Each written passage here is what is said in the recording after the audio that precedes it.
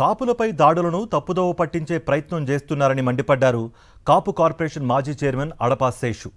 గాదే సాయికృష్ణ, క్రాంతికుమార్ ఘటనలపై కూటమి ప్రభుత్వం సమాధానం చెప్పాలని డిమాండ్ చేశారాయన. సమాధానం చెప్పలేక ప్రజల దృష్టి మళ్లించే ప్రయత్నం చేస్తూ వైఎస్ఆర్సీపీపై దూషణల పర్వానికి తెరలేపారని అన్నారు. ఒక వ్యక్తి పోలీస్ కస్టడీలో చనిపోతే డీజీపీ, హోంమంత్రి ఏం చేస్తున్నారు అని ప్రశ్నించారు.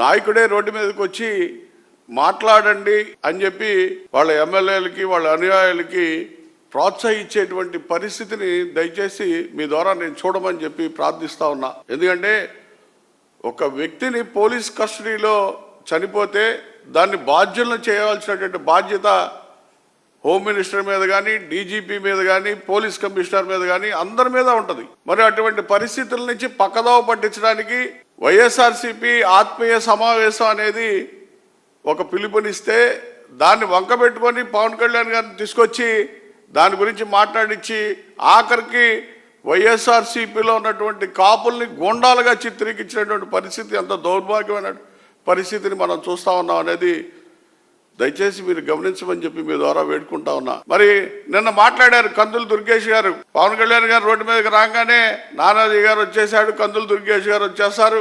వీళ్ళందరూ కూడా మొన్నటిదాకా 2 సంవత్సరాల పాటు వీళ్ళు ఎక్కడున్నారన్నా అని చెప్పి నేను అడుగుతా ఉన్నా. మీకంటూ ఒక విలువ ఉందా, ఒక వాల్యూ ఉందా? మరిన్ని అప్డేట్స్ కోసం ఛానల్ను సబ్స్క్రైబ్ చేయండి. నోటిఫికేషన్స్ కోసం బెల్ ఐకాన్ పై క్లిక్ చేయండి.